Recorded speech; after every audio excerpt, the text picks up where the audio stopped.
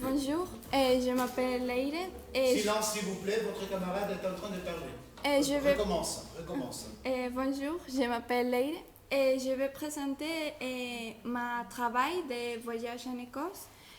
En premier lieu, vous pouvez voir un poème de Robert Burns, un auteur écossais très connu. Si vous voulez, vous pouvez le lire à la fin.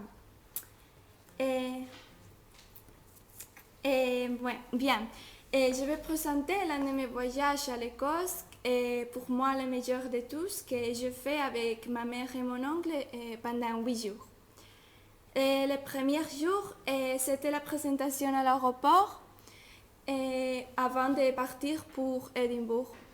Nous y sommes arrivés le soir, alors nous avons eu du temps libre pour nous promener. Le second jour, nous avons visité la chapelle de Rosslyn, un lieu mystérieux qui se trouve à 11 km d'Édimbourg.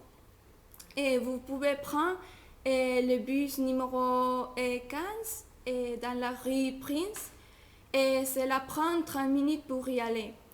Et il y a aussi beaucoup de choses qui ont attiré mon attention. D'un côté, les gargouilles au-dessus de l'entrée, et aussi les sculptures sur la pierre des murs. D'un autre côté, d'un autre côté, les gens du Moyen Âge, par exemple les Sangréal, liés aux Templiers, et on dit qu'ils se trouvent dans les souterrains de l'édifice. Et aussi, on peut dire que la scène finale du film Le Code da Vinci se déroule ici. Le troisième jour, nous avons marché le long du Royal Mile, en dessous duquel nous avons découvert beaucoup de cloches, comme Mary King's Close. Ce sont des rues étroites et entourées d'appartements, construits pendant l'épidémie de peste. Et on dit aussi,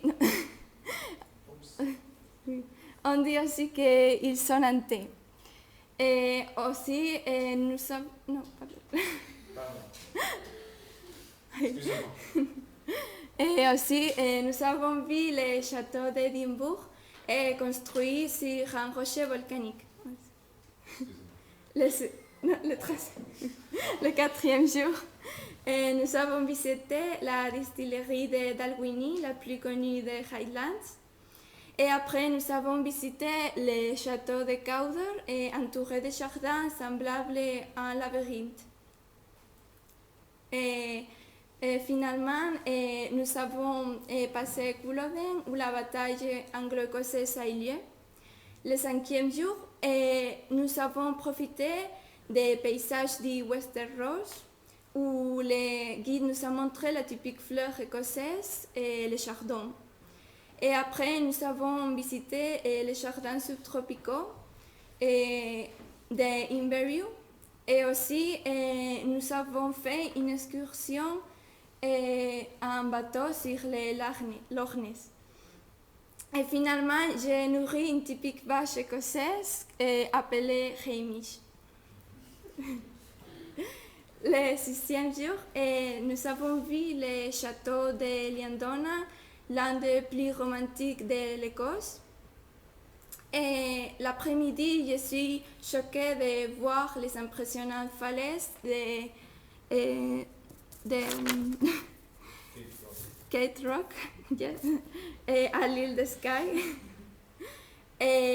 qui semble le pli d'une jupe écossaise. Et après, nous avons visité les petites maisons marinées à portrait, lesquelles étaient peintes de différentes couleurs. Et le septième jour, nous avons vu le château de Stirling. Et dans cette ville, nous avons écouté les typiques jouets de cornemuse qui ont attiré mon attention. Et finalement, nous sommes allés à Glasgow, une ville cosmopolite et industrielle. Et finalement, le huitième jour,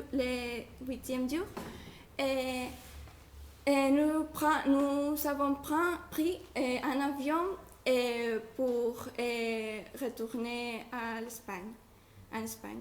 Et finalement, comme conclusion, je dois dire que ce voyage restera inoubliable parce qu'il s'agit d'une terre très magique et spéciale. Et alors, j'aimerais bien y rentrer. C'est tout le voyage? Oui. Ok. Voilà, très bien ton voyage. Et est-ce que vous avez déjà visité l'Écosse? Moi, je ne connais pas encore cette partie de la Grande-Bretagne. Vous la connaissez, l'Écosse? Non? Et tu as visité le lac Ness, non? Oui. Et le monstre, tu n'en as pas parlé? Non. Tu ne l'as pas vu? Je ne l'ai pas vu. Non? Non. Voilà. Alors, il faut retourner pour voir si ça existe. Ok? Est-ce que vous avez des questions à lui poser? Non? Ça va? Ok, alors on te remercie. Merci.